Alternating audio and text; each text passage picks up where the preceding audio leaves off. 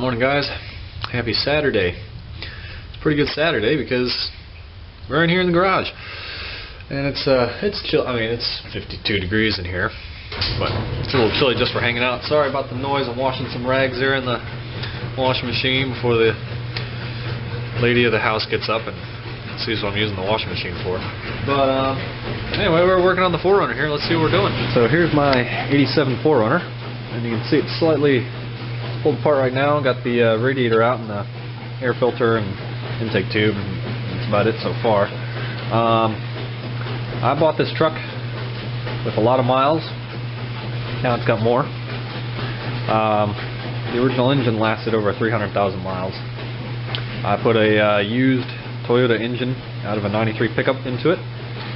And at the time I had a newish timing chain with the metal guides to put into this engine to replace the original Toyota ones that were in this 93 Toyota 22RE.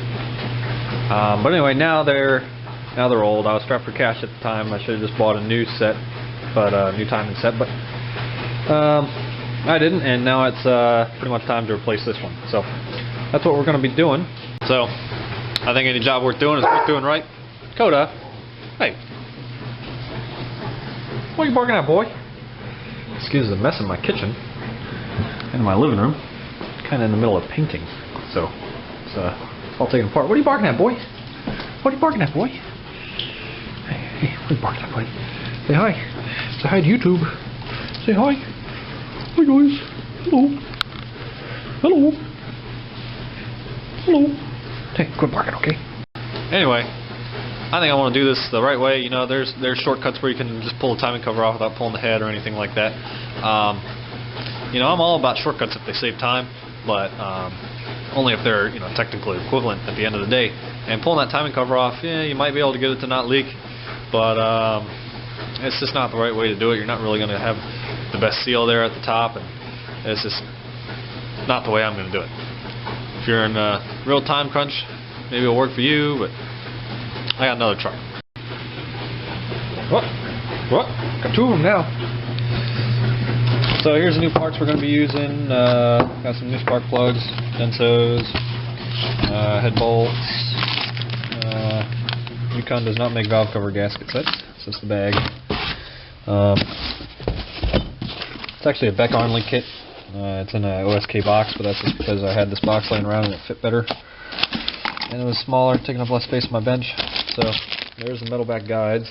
22RE people will tell you and know that the OEM plastic guides are prone to cracking at high miles. And it's kind of a weak point of the engine, pretty much the weak point of the engine. And I got a leak from my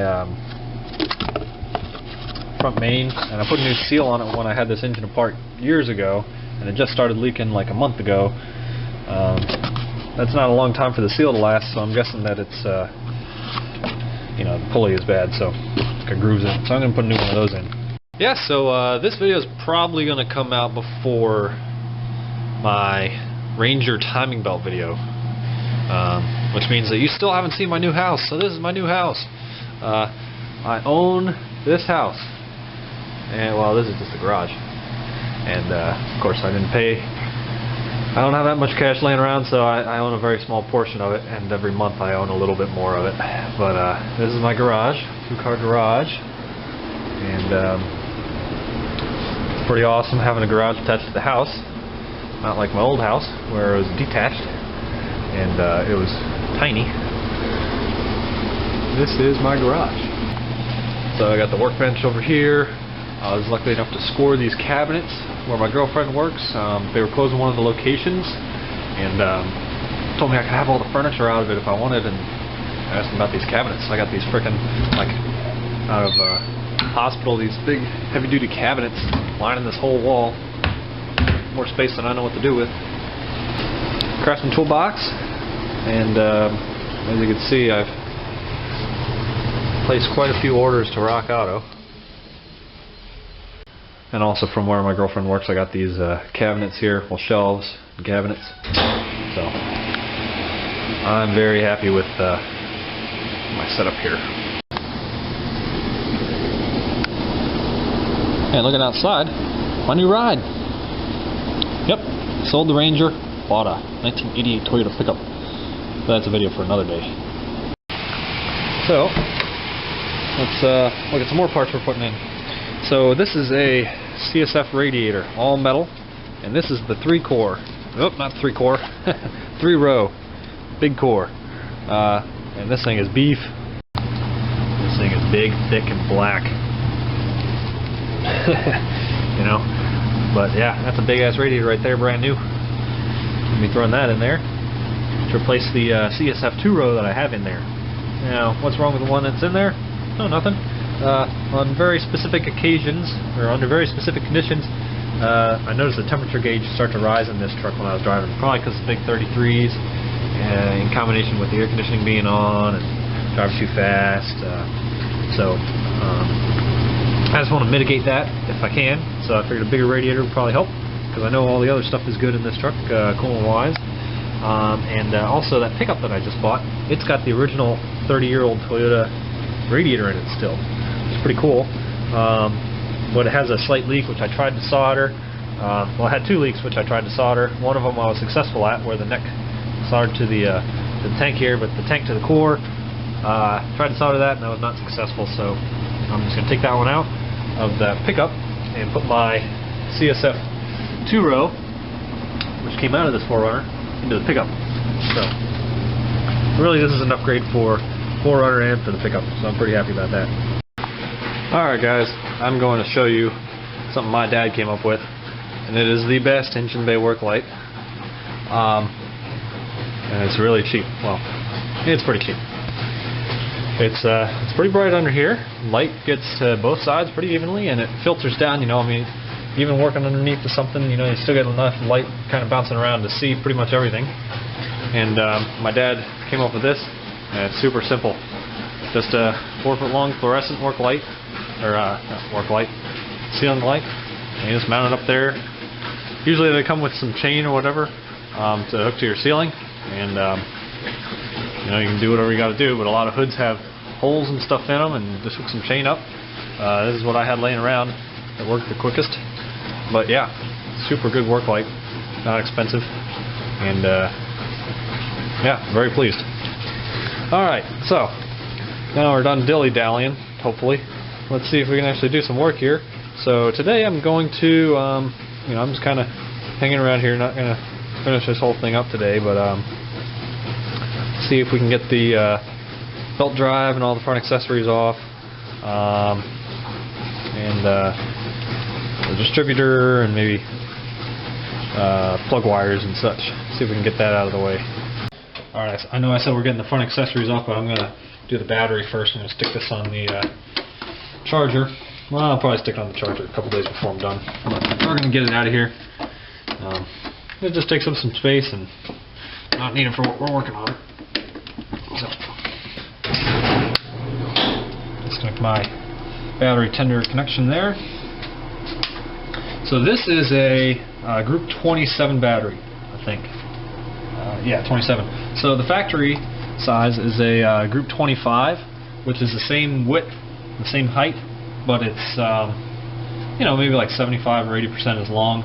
This one is a lot longer, but it fits in the engine bay just fine. The factory clamp still works on it, mostly. I'd give it an A-, and it has a much higher cranking amp rating and much larger capacity, you know, for things. So that's why it's in there.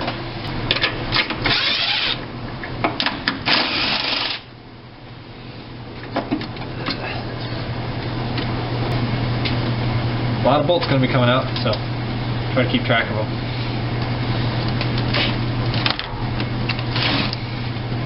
Oh yeah, some gravity in there. Ugh. So now we can start getting these belts off. So we'll start with the power steering belt, since it's the first one. So loosen the lock nut, loosen the tensioner. Sounds like there's some dirt on those threads. And then we'll just pull the belt off.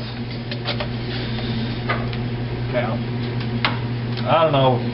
I mean, I probably could read the part number and figure out what these are, but I'm not going to remember this in a week or two, so I'm going to label this power steering.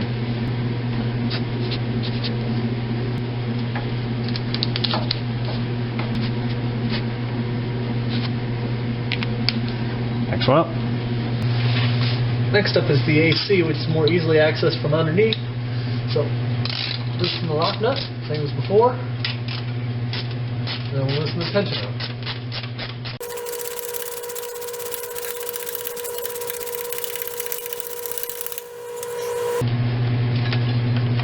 Ta-da! Last is the alternator belt or the fan belt, whatever you want to call it. The important one and the most difficult one to change. So here's my alternator for turbo. This is a 120 amp alternator. It's made for a Jaguar XJ6, 1995 model. If you want to get the same one, and it's 120 amp. And this is a remanufactured one, but it's remanufactured by Denso. It's not just a Denso alternator. They all are, and then remade by Joe Schmo and fucking China, because Chinese people name their kids Joe. Anyway, it's an actual Denso remanufactured unit, so should be good quality. But yeah, they fit right in. Same plug. I did have to modify this one slightly. You see that little chamfer there? I had to do that because it was rubbing on the belt, or I'm sorry, on the coolant hose there. Oh, and you gotta take your stock pulley and bolt it on because it uses a serpentine belt. But other than that, bolt on. So mostly bolt on. And now we're gonna bolt it off.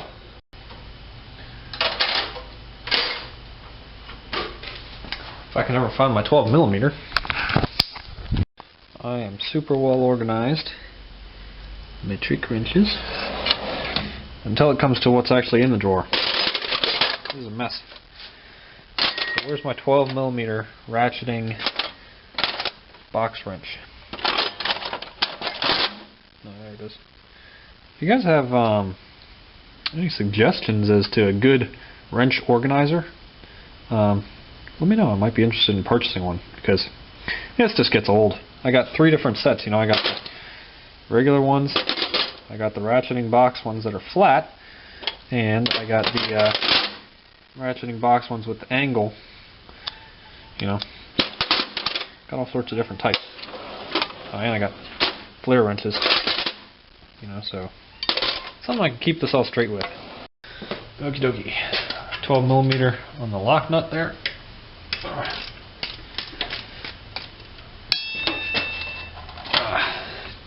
And I guess the pivot bolt is tight too. Here we are underneath, and the pivot is just a 14.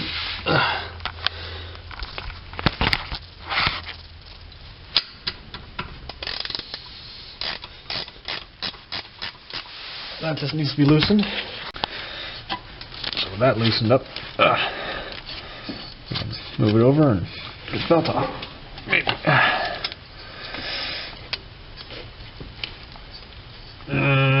Alright, 2-hand job.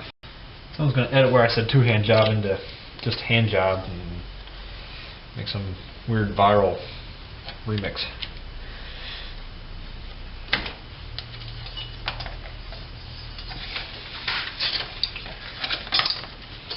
Okay, belt's off. Yep, belt's off. Okay. Alrighty. So there's the water pump that I'm spinning there, the fan.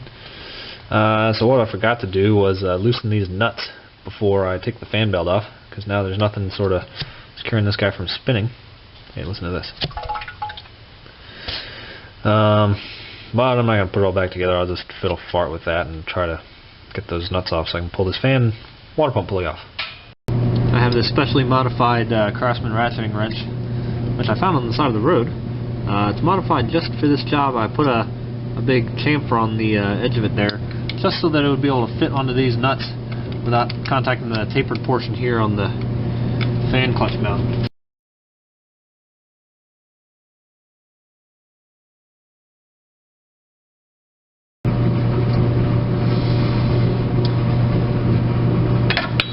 Ta-da! Alrighty. Now to get this power steering pump pulley off. I don't have very many snap-on wrenches, but I do have a strap-on wrench.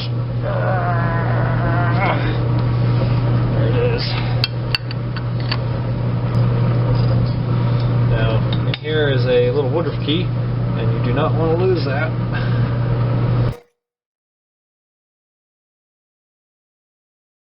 A little bit tight. There it is. And there's the key.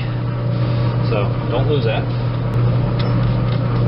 Now that key feels pretty tight in there, like it doesn't want to fall out, but I don't know. It's like a woman, you know. It might loosen up over time. Alright, let's get this tensioner off of here. 14mm hex head.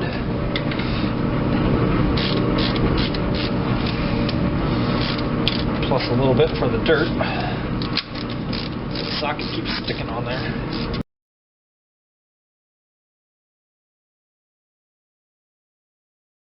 Now it's probably an alright time to get this distributor out of here. So, plug that. We'll get this off. There's a neat little boot Toyota put on there, keep the plug wires from getting wet. We're going through deep water.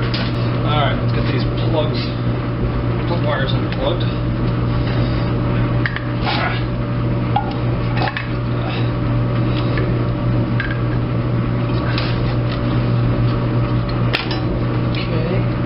These are OEM Sumitomo plug wires, and these are the best. And check this out. Look at when they were made. Same year as me, 1992. And they're still good. These are the best plug wires I've ever had. They came off that 93 engine that I bought. Now we want to get this cap off of here. Alright, so number one is this corner here, right by the flip. Coil wire still connected. Alright, so I want to get this over to top dead center on cylinder number 1.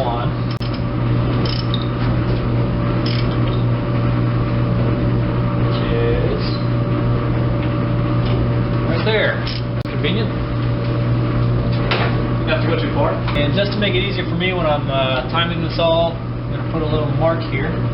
So that little mark there on the edge of the distributor lines up with the rotor here, and that just makes it easy to line it up when I'm going to time this motor again. So I'll just have the engine at top dead center, cylinder number 1, when I'm putting this all together, and I'll know that it's cylinder number 1 because I will have timed the cam already. When I'm sliding this distributor in, I'll just line up the marks.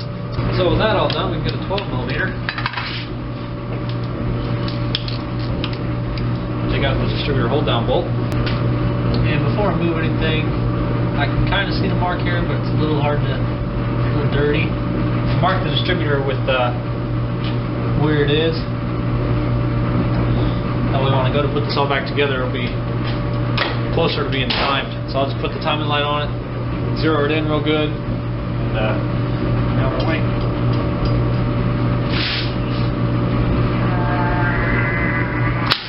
Whoa, jeez. Didn't mean to do that, but it's out of there. Alright, power steering pump time. This thing's a little bit leaky looking, so that's not really great. This is just an open and close valve, so it doesn't matter which one goes to which as far as hoses are concerned. So just pull those off. I'm just going to lay this over to the side, and I'm going to keep as much of the bracket on there as I can. So we only need to get certain parts of this bracket apart.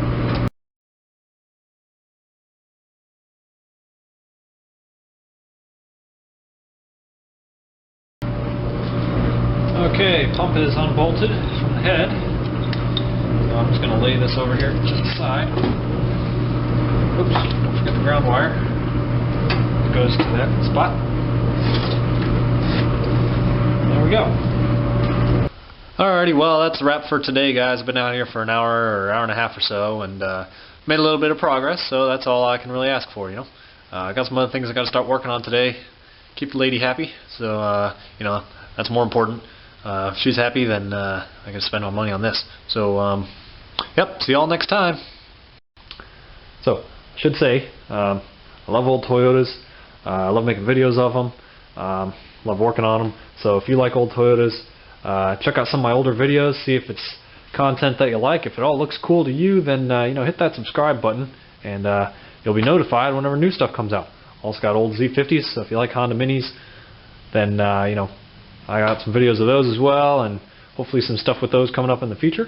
So, you know, hope to see you around.